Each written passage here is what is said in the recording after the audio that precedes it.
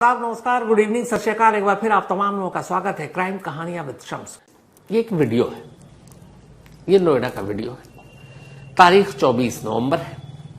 इस वीडियो में आपको एक सलवार सूट में ये मैडम दिखाई देंगी। ये मैडम लगातार, इनके हाथ में एक फोन है और फोन कान पर है, यानी बातचीत जारी है। अब मैडम सामने से चली आ रही, फिर कैमरे के फ्रेम में अचानक एक पुलिस वाला दिखाई देता है। अब आगे आगे पुलिस वाला, पीछे पीछे मैडम। इसके बाद एक कार दिखती है। पुलिस वाला कार का दरवाजा खोलता है और मैडम उस कार के अंदर बैठ जाती है। एक तस्वीर खत्म। थोड़ी देर के बाद एक फिर दूसरी तस्वीर में ये मैडम नजर आती है। इस बार मैडम के साथ एक पुलिस वाली और आगे आगे भी दो पुलिस वाले, कुल 3 पुलिस वाले मैडम के साथ चल रहे हैं। लेकिन इस बार भी मैडम के हाथ में मोबाइल कान पर, बातचीत का सिलसिला अब भी जारी। तो ये 2 तस्वीर आपने देख ली। अब एक तीसरी तस्वीर दिखाते हैं 4 महीने पहले की। 4 महीने पुरानी तस्वीर, ये शायद 3 जुलाई की है। रात के 12:07 हुए। सीसीटीवी कैमरे में एक लेडी दिखाई देती है जिनका पीठ हमारी तरफ है और वो बहुत तेज कदमों से चली जा रही है। तो ये 3 तस्वीर आपको दिखा दी। तो ये तस्वीर आपने देख ली। आप कहेंगे कि इस तस्वीर की कहानी क्या है। तो ये जो मैडम नोएडा में आपको घूमते हुए दिखाई दे रही है और साथ में पुलिस वाले हैं, पुलिस वाला कार का दरवाजा खोलकर इन्हें बिठा रहा है। असल में ये एक भूत है। आप यकीन नहीं करेंगे, कहेंगे कि मजाक कर रहा हूं। सचमुच ये एक भूत है। इसलिए ये भूत है कि इन मैडम का कत्ल 4 महीने पहले हो चुका है। 4 महीने पहले ये मर चुकी है और इनके कत्ल का इल्जाम किसी और पर नहीं बल्कि खुद इनके अपने पति के ऊपर लगा। और न सिर्फ इल्जाम लगा बल्कि पुलिस ने उस पति को गिरफ्तार कर लिया। न सिर्फ गिरफ्तार किया बल्कि गिरफ्तार करने के बाद जेल भेज दिया। न सिर्फ जेल भेजा बल्कि 3 महीना जब बीत गए तो जो एक तय मियाद होती है 90 दिन के अंदर चार्जशीट दाखिल करना, आरोप पत्र दायर करना, तो पुलिस ने चार्जशीट भी दाखिल कर दी। और चार्जशीट में इल्जाम यही था कि इस पति ने अपनी पत्नी को किडनैप किया, किडनैप करने के बाद उसका कत्ल किया, कत्ल करने के बाद उसकी लाश को कहीं छुपा दिया। ये सब कुछ कानून के पन्नों में दर्ज है। पति अभी, जब मैं आपको कहानी सुना रहा हूं, इस वक्त भी जेल में, पिछले 4 महीने से। लेकिन जिस पत्नी के कत्ल का इल्जाम है वो पत्नी भूत बनकर पिछले 4 महीने से नोएडा में घूम रही है। और अब जब उस भूत को कुछ लोगों ने पहचान लिया तो पुलिस पहुंची और इस वक्त वो मैडम पुलिस के साथ है, कायदे से हिरासत में है। लेकिन इस वीडियो को देखकर कहीं से लगता नहीं है कि ये हिरासत में है। ऐसा लगता है बल्कि पुलिस वाले उनकी रखवाली के लिए या उनके मुहाफिज बनकर चल रहे हैं। और वो लगातार हिरासत में भी, हाथ में फोन पर बातचीत और कंटिन्यू बातचीत चल रही है। तो आपने अभी अभी जो देखा वो एक जिंदा भूत है जो 4 महीने पहले जिनका कत्ल हो चुका है। अब पूरी कहानी क्या है, तो फिर आपको पूरी कहानी सुनाता हूं। इसी साल मार्च में बिहार के मोतिहारी इलाके में रंजीत कुमार नाम के एक लड़के की शादी होती है। शादी घर वालों की मर्जी से हुई थी। रंजीत पढ़ा लिखा, ठीक ठाक परिवार। रिश्ते की बात चली तो पड़ोस के गांव में एक लड़की जिसका नाम गुंजा, तो गुंजा के साथ रिश्ता तय होता है। दोनों परिवार राजी होने के बाद मार्च 2025 में गुंजा और रंजीत की शादी कर दी जाती है। शादी के कुछ दिन के बाद गुंजा अपने ससुराल पहुंच जाती है। अब गुंजा ससुराल में है, पति पत्नी दोनों खुश हैं। धीरे धीरे वक्त आगे बढ़ रहा है। लेकिन जैसे जैसे वक्त आगे बढ़ रहा है तो गुंजा की जो हरकतें हैं वो ससुराल वाले अब नोटिस करना शुरू करते हैं। वो देखते हैं कि जब रंजीत यानी उसका पति चला जाता काम पर तो गुंजा अपने मोबाइल पर लग जाती। पहले तो घर वालों को यही लगा कि बेचारी ससुराल आई है, मायके की याद आती है, माँ बाप भाई बहन से बातें होती होंगी। चलता रहा। लेकिन बातों का सिलसिला मिनटों से जब घंटों में तब्दील हो गया तब उन्हें शक हुआ। उन्होंने अपने बेटे को बताया कि बहू तो दिन भर फोन पे ही लगी रहती है। अब रंजीत ने भी देखा कई बार जब उसकी छुट्टी होती, संडे को वो घर पे होता, तो उसकी बीवी दूर बैठकर कहीं फोन पे लगी रहती और घंटों। रंजीत ने पूछा कि क्या तुम्हें घर वालों की याद आती है, माँ बाप भाई बहन? तो फिर मैं तुम्हें ले चलता हूं, कुछ दिन वहां रह लो। कहती नहीं, ऐसी कोई बात नहीं है। लेकिन धीरे धीरे अब रंजीत को भी शक होने लगता है। रंजीत अब उसका मोबाइल चेक करने की कोशिश करता है, गुंजा मना कर देती है। फोन लॉक लगा रखा था उसने, वो उसको पासवर्ड पता नहीं, मोबाइल छूने नहीं देती, खोलने नहीं देती। अब रंजीत के दिल में शक पैदा होने लगा। कई बार इस बात को लेकर झगड़ भी पड़े दोनों। फिर आती है 3 मार्च की रात, 3 मार्च 2025। रंजीत और गुंजा एक कमरे में सो रहे थे। तभी 3 मार्च 2025 की उस रात देर रात आंख खुली तो रंजीत ने महसूस किया कि गुंजा उसके पास बराबर में नहीं लेटी हुई है। उसने देखा, बत्ती जलाई, देखा गुंजा है नहीं। बाहर निकला, दूसरे कमरों में देखा, वॉशरूम में देखा, कहीं नहीं। फिर अपने माँ बाप को उठाया, दरवाजा देखा, अंदर से कुंडी जो है खुली हुई है, वरना लोग लगाकर सोते हैं। अब उसे फिक्र होने लगी, वो बाहर भागा, बदहवास इधर उधर देखने लगा। रात को पड़ोसी भी जागे, कहीं है नहीं आसपास। ससुराल फोन किया, उन्होंने कहा नहीं, यहाँ तो है नहीं। फिर सीसीटीवी कैमरा खंगाला गया। जब सीसीटीवी कैमरा खंगाला गया तो ये वही कैमरा है जो मैंने आपको शुरू में दिखाया। 3 जुलाई, शादी के 4 महीने बाद की है। रात के 12:07 पर कैमरे में वक्त दिखा रहा है, और इस कैमरे में यही गुंजा, रंजीत की वाइफ, तेज कदमों से कुछ घबराई हुई सी घर से बाहर निकलती है और फिर तेजी के साथ ही कैमरे के फ्रेम से गायब हो जाती है। अब जब उसने देखा कि वो तेज कदमों से जा रही है, आसपास कहीं खबर नहीं, चारों तरफ ढूंढ लिया। अगले दिन 4 जुलाई को अब रंजीत अपने घर वालों के साथ अरेजा पुलिस स्टेशन है, वहां पहुंचता है मोतिहारी में, और वहां जाकर अपनी वाइफ की गुमशुदगी की रिपोर्ट लिखा देता है। और वो ये भी बताता है कि रात को वो एक सीसीटीवी कैमरे में जाते हुए दिख रही है। पुलिस वाले कहते हैं वो कैमरा वैमरा छोड़ दो, वो हमारा काम है। गुमशुदगी की रिपोर्ट लिखते हैं और फिर कहते हैं कि तुमने तो गायब नहीं किया। फिर कहते हैं देखो मैं तो ढूंढूंगा, लेकिन तुम भी ढूंढो, मिल जाए तो बताना। परेशान रंजीत कहता है ठीक है, वहां से निकल लेता है। ससुराल वालों को पता, ससुराल वाले भी पहुंच चुके थे। अब सब मिलकर इधर उधर अपने जानकार दोस्तों सबको ढूंढ रहे हैं, कहीं कोई नहीं मिल रहा है।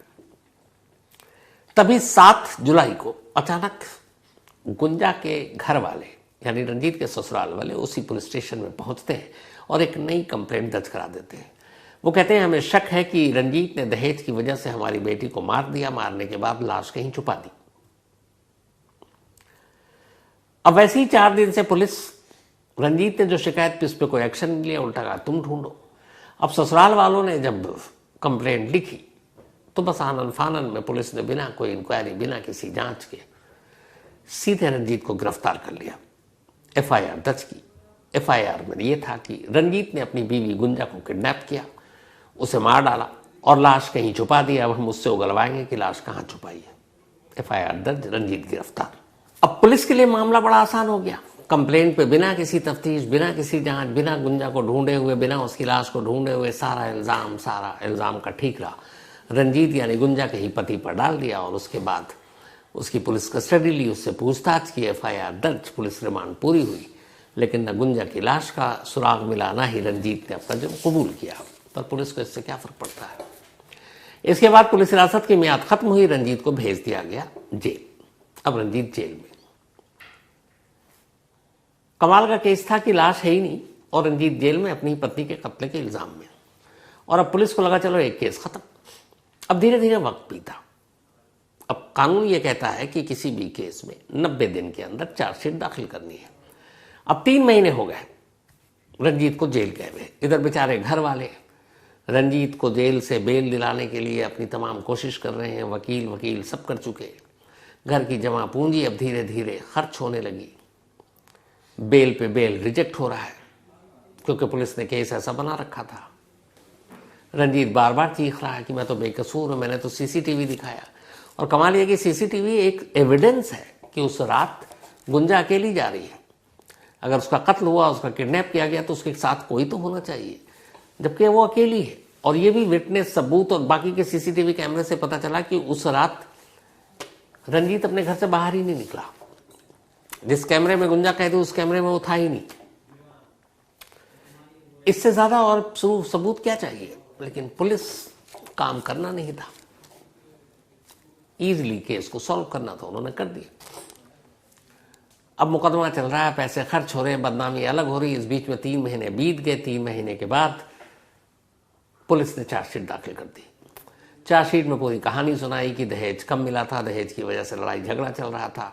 और फिर इसके बाद 3 जुलाई की रात रंजीत ने अपनी पत्नी को मार डाला। मारने के बाद उसकी लाश घर के बाहर ले जाकर कहीं छुपा दी, कहीं दफना दिया, गाड़ दिया, फेंक दिया।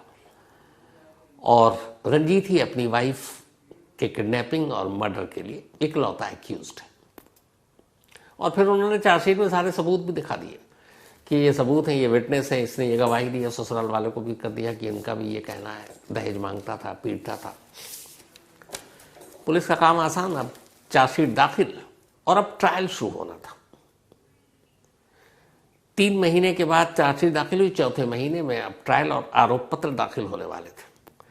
इत्तेफाक से जब आरोप पत्र पर सुनवाई होनी थी और मोतिहारी की कोर्ट में, सेशन कोर्ट में इस पर अब जिरह शुरू होनी थी, अचानक एक फोन आता है नोएडा से मोतिहारी के, और कहा जाता है कि रंजीत की जो बीवी है उसके भूत को नोएडा में देखा गया। कुछ लोगों ने देखा, पहचान लिया। बहुत सारे लोग नौकरी की तलाश में अलग अलग शहरों में एक ही इलाके के काम करते हैं। तो यहां से जब खबर गई तो फिर घर वालों तक खबर पहुंची। घर वाले भागे भागे पुलिस के पास गए। उन्होंने कहा साहब गुंजा तो नोएडा में देखी गई है, चलिए गुंजा को लेकर आते हैं ताकि रंजीत जेल से बाहर आ जाए। कमाल देखिए, फिर भी पुलिस का मोतिहारी। कहते अच्छा नोएडा में देखी गई है, गुंजा है उसकी भूत, ठीक है चलते हैं, बट जाएंगे कैसे? नोएडा दूर है मोतिहारी से, तो साधन वाधन कुछ इंतजाम किया जाए, गाड़ी वाड़ी का। रंजीत के पिता को कहा जाता है आप गाड़ी का इंतजाम कीजिए, सफर का इंतजाम कीजिए, रास्ते में खाने पीने का इंतजाम कीजिए, और हम पर्यटक टूरिस्ट की तरह आपके साथ चलेंगे। एक केस है जो मर्डर का केस है, और उस पर पुलिस का ही रवैया।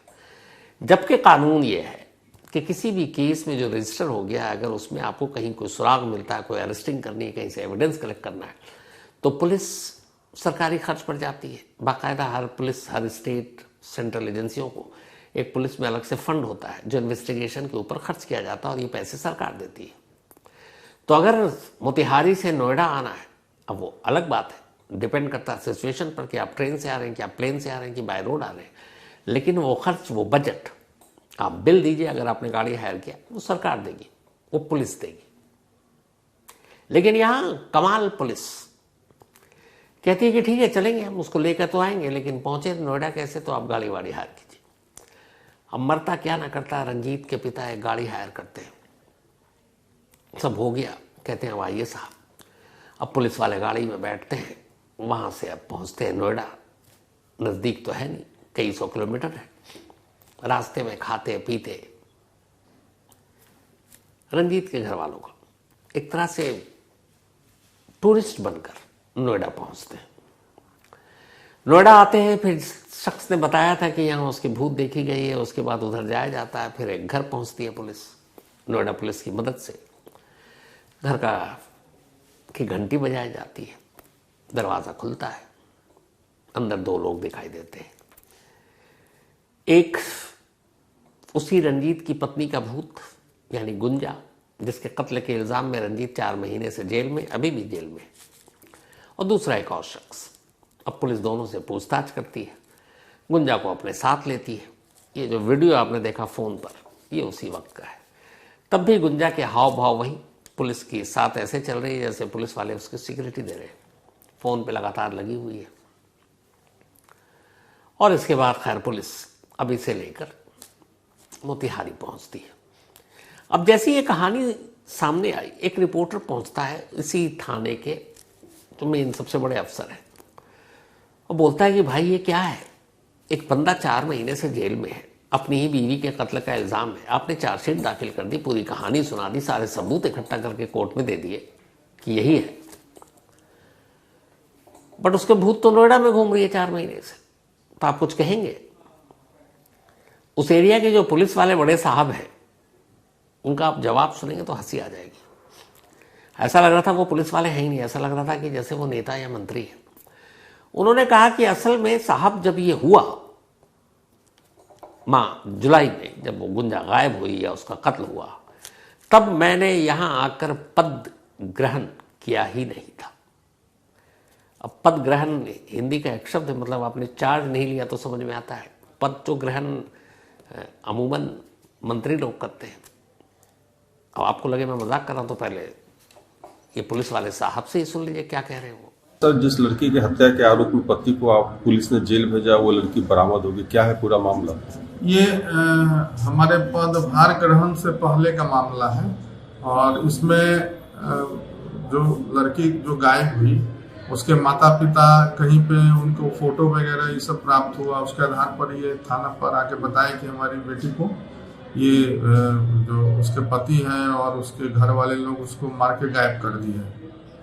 तो इसमें उसका जो लड़की है उसका पति जेल चला गया और बाद में इस केस में कुछ ऐसा सूत्र आया, उस पर हम पुलिस वाले लोग, अनुसंधानक लोग और राज थाना लगे हुए थे, जिसमें कि नोएडा से वो लड़की सकुशल बरामद हो गई है और इसमें आगे की प्रक्रिया की जा रही है। लड़की नोएडा में क्या अपने प्रेमी के साथ रह रही थी? जी, प्रेमी के साथ पकड़ाई है। प्रेमी का क्या है? सोनू कुमार। अभी उसमें जांच किया जा रहा है। उसे क्या जेल भेज दिया गया? देख लेते हैं, आपको पुष्टि कर दिया जाएगा। तो जी इन्होंने पद ग्रहण नहीं किया था। अरे पद ग्रहण जब कर लिया उसके बाद भी तो ये केस था, आप ही के तो टाइम में चार्जशीट दाखिल हुई 3 महीने बाद, फिर ये आपने पूरे फर्जी चार्जशीट में गवाह सबूत ये सब कहां से आपने पेश कर दिया कोर्ट में उस शख्स के खिलाफ जिसकी पत्नी के कत्ल का इल्जाम है। आज तक लाश नहीं मिली, कोई सर्कमस्टेंशियल एविडेंस नहीं मिला और आप कह रहे हैं तब पद ग्रहण नहीं किया था। तो अब क्या कर रहे थे आप पिछले इतने महीनों से? और जब सब हो गया तो बेचारे उसी घर वाले को आप पीस रहे हैं कि भैया अगर मिली है भूत तो चलो भूत से मिलने के लिए गाड़ी तुम लेकर आओ। ये कैसी पुलिसिंग है? खैर, अब ये पद ग्रहण पता नहीं आगे कितनी बार और करेंगे, लेकिन तमाशा बन गया। तो खैर 4 महीने पहले जिसका की हत्या हो चुकी थी, कत्ल हो चुका था, वो गुंजा भूत बनकर नोएडा में मिल गई। अब सवाल ये था कि ऐसा हुआ क्यों? तो पूरी कहानी कुछ और ही थी। कहानी ये थी कि